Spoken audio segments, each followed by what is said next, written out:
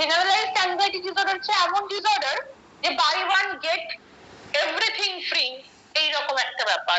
মানে একবার কোনো একটা কারণে অ্যাংজাইটি হলো, সেটার থেকে আমার সবকিছুতে অ্যাংজাইটি হচ্ছে, যা কিছুর সাথে আমি এনকাউন্টার হচ্ছি সবকিছুতে অ্যাংজাইটি হচ্ছে। মানে ফ্রি জিনিসটা যেমন দেওয়া হয় একটার সাথে একটা ফ্রি, একটার সাথে একটা ফ্রি, সেই রকম ভাবে বিষয়টা হচ্ছে। সো এই জন্য এটাকে বলা হয় কি ফ্রি ফ্লোটিং অ্যাংজাইটি ডিসঅর্ডার। ঠিক আছে, তো এই জেনারেলাইজড অ্যাংজাইটি ডিসঅর্ডার একটা ইন্ডিভিজুয়ালের হয়েছে কি না কি করে বুঝবো? ডায়াগনস্টিক ক্রাইটেরিয়া দেখে বুঝবো। First A point, excessive anxiety and worry, that is apprehensive expectation occurring more days than not for at least 6 months about a number of events or activities such as work or school performance। মানে কি বলছে? বলছে যে কোন ইন্ডিভিজুয়ালের মধ্যে যদি excessive anxiety আর ওরি, অ্যাপ্রিহেনসিভ expectation যে কি হবে, এর পরে কি হবে, এরকম একটা ব্যাপার দিনে দিনে যদি সেটা বাড়তে থাকে এবং সেটা যদি অ্যাটলিস্ট 6 মাস কন্টিনিউ হতে থাকে, তার সাথে সে যে যে জায়গায় কাজ করে যেমন স্কুল অফিস, সেই জায়গার পারফরমেন্স গুলো যদি ডিটোরিয়েট করতে থাকে এবং তার সাথে সাথে সেই জায়গাগুলোতেও যদি অ্যাংজাইটি করে, এক্সেসিভ ওরি করতে থাকে, এবং বারবারই মেনশন করছি 6 মাস যদি চলে, তাহলে জেনারেলাইজড অ্যাংজাইটি ডিসঅর্ডার হয়েছে বলে মনে করব। সমস্ত জায়গায় হবে, কোনো পার্টিকুলার জায়গায় না। এরপরে যেটা বলছে B, the individual finds it difficult to control the worry। Individual মনে করছে যে এটা একটা হয়তো একটা অ্যাংজাইটি আমাদের মধ্যে হচ্ছে, এটাকে কন্ট্রোল করা দরকার, কিন্তু কিছুতেই কন্ট্রোল করে উঠতে পারছে না। ঠিক আছে, ইন্ডিভিজুয়াল নিজেই একটা ডিফিকাল্ট সিচুয়েশনের মধ্যে পড়ে আছে যে একটা তার অ্যাংজাইটি হলে কি হয়, একটা আনইজি ফিলিং হচ্ছে, ভালো লাগছে না, কি করব বুঝে উঠতে পারছে না, তো সেখান থেকে বেরিয়ে আসতে চাইছে কিন্তু বেরোতে পারছে না। So the individual finds it difficult to control the worry। See, the anxiety and worry are associated with 3 or more of the following 6 symptoms, with at least some symptoms having been present for more days than not for the past 6 months। বলছে এখানে যে এই 6টা তোদেরকে point বলবো, 6টা point বা সিমটমের মধ্যে অ্যাটলিস্ট 3টে বা তার বেশি সিমটম যদি কোনো ইন্ডিভিজুয়ালের মধ্যে অ্যাংজাইটি আর ওরির সাথে সাথে চলতে থাকে, তার মানে এই চলাটা যত দিন যাচ্ছে তত বেশি বাড়ছে। নট দ্যাট কি আমি প্রিভিয়াস 6 মাস দেখবো, মানে প্রিভিয়াস 6 মাস তো রয়েছে, কিন্তু আমি তার সাথে সাথে এটাও দেখছি যে যখন ইন্ডিভিজুয়াল এটা রিপোর্ট করছে তখনও তার মধ্যে এটা খুব বেশি পরিমাণে হচ্ছে জিনিসটা।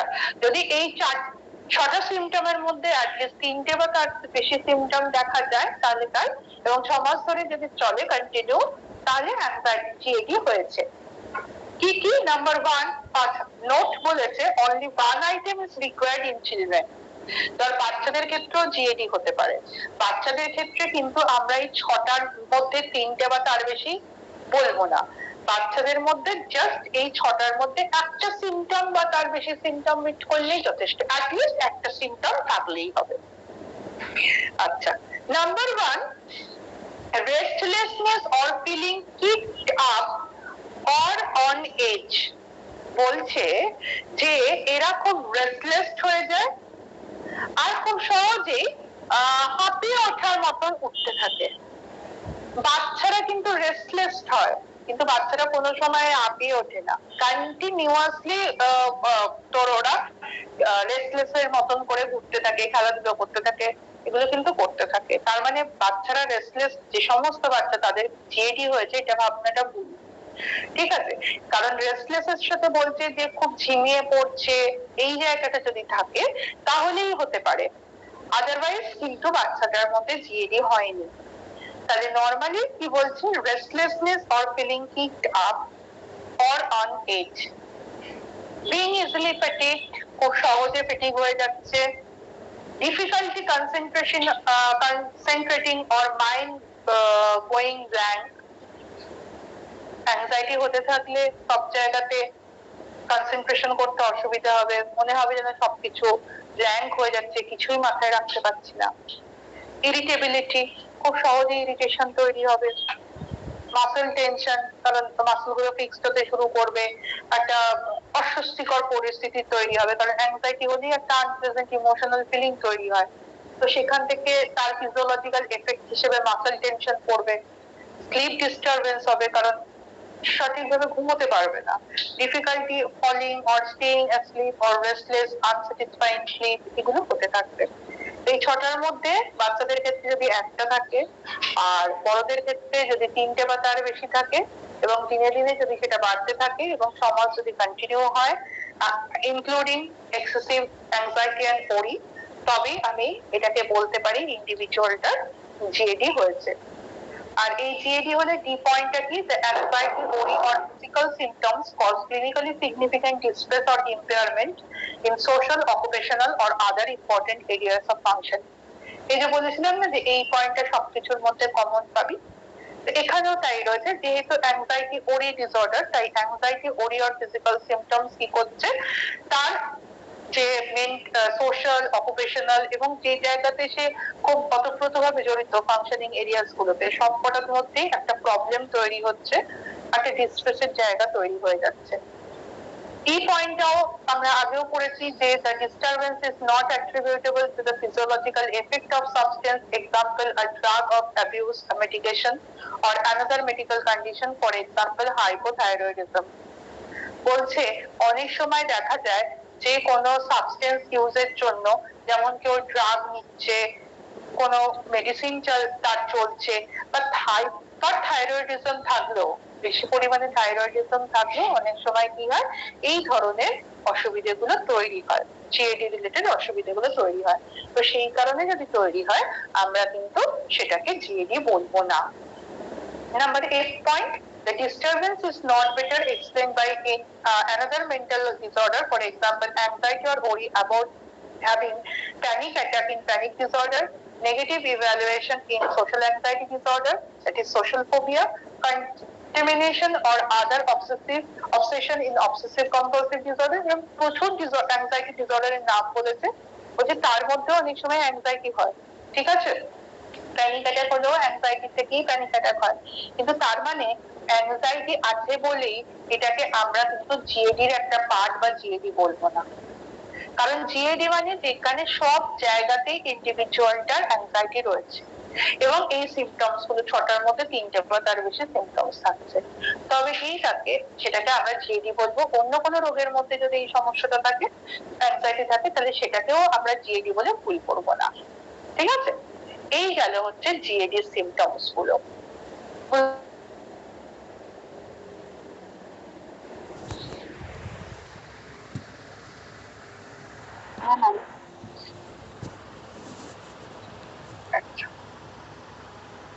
জিএডির পরে আমরা যাব হচ্ছে ওসিডিতে। ওসিডিটা আলাদা সেগমেন্ট। এই যে obsessive compulsive and related disorder. ওসিডিটা কি, এখানেও এই ইন্ট্রোডাকশন যেটা আমি বোঝাবো সেটা এই জায়গাটা থেকে তাদেরকে লিখতে হবে, ওসিডির জায়গাটা। তারপরে ওসিডি ডায়াগনস্টিক ফিচারসে আমরা যাব। ওসিডি মানে হচ্ছে অবসেসিভ কম্পালসিভ ডিসঅর্ডার, মানে আর অবসেশন মানে হচ্ছে রিকারেন্ট একটা থট, যে থটটা আমার মাথায় কন্টিনিউয়াসলি আসছে, কোনোভাবে সেই থটটাকে দূরে সরাতে পারছি না বা নিজে সেই জায়গাটা থেকে রেজিস্ট করে উঠতে পারছি না, এবং এই থটটা এতবার আসছে সেটাকে কমানোর জন্য আমাদেরকে কিছু অ্যাকশন করতে হচ্ছে। যখনই আমরা ওই থটটাকে অ্যাকশনে পরিণত করছি তখন সেটাকে বলছে কম্পালশন। দুটো মিলিয়ে হচ্ছে অবসেসিভ কম্পালসিভ ডিসঅর্ডার। আমি মনে করছি আমার হাতটা খুব নোংরা হয়ে গেছে, আমি মনে করলাম যে ঠিক আছে নোংরা হয়ে গেছে, ওকে আমি পড়ানো হয়ে যাক, তারপরে উঠে গিয়ে হাতটা দেবো, কিন্তু কিছুতেই আমার পড়াতে মন বসছে না। আমার মনে হচ্ছে যে বাবা কখন হাতটা দেবো, কি বিরক্তিকর একটা লাগছে, গা গিনগিন করছে, হাতটা না দিলে চলছে না।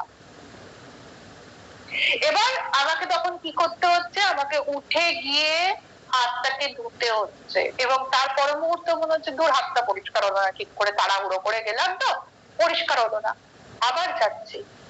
এইরকম ভাবে যখন কন্টিনিউয়াস বেসিসে এই কাজগুলো করছি, এটাকেই বলে অবসেসিভ কম্পালসিভ ডিসঅর্ডার। আমরা পাতি ভাষায় আমাদের কিছু পরিচিত মানুষজন আছে যাদেরকে আমরা সূচিবাই বলি, ঠিক আছে, তাদের মধ্যেও কিন্তু এই অবসেসিভ কম্পালসিভ ডিসঅর্ডারটা থাকে কিছু মাত্রায়। দেখবি একটু বয়স্ক মানুষের যারা, তারা হচ্ছে ওই ছোঁয়াছুঁয়ির ব্যাপারটাতে থাকে, তারপর হচ্ছে কোনো জায়গায় কিছু একটা নোংরা হয়ে রইলো, সবসময় ঝাঁটা দিয়ে ঝাঁট দিয়ে যাচ্ছে, ঝাঁটা দিয়ে পরিষ্কার করে যাচ্ছে, এইরকম জায়গায় কোন একটা জায়গায় জিনিসপত্র একটা জায়গায় যে পার্টিকুলার জায়গায় রাখার কথা সেখানে না রেখে অন্য কোনো জায়গায় রাখা হয়েছে, যতক্ষণ না সেই পার্টিকুলার জায়গায় প্লেস করবে ততক্ষণ তার অন্য কোনো দিকে মন টিকবে না। এইরকম মানুষজন দেখা যায়। ইভেন এরকমও দেখা যায় যে ধর বাড়ি থেকে বেরিয়েছে, তালাচাবি দিয়ে গেছে, তারপরেও সে বাস স্ট্যান্ড অব্দি পৌঁছে গেছে, গিয়ে মনে হলো যে না তালাচাবি দিয়ে বেরোয়নি, আবার বাড়িতে এলো, এসে দেখলো, দেখে তারপরে গেল। তারপরে হচ্ছে ওই গ্যাসের নব বন্ধ করা, সেটাও তাই করে, বারংবার দেখতে থাকে, চেকিং রিচেকিং ব্যাপারটা করতে থাকে।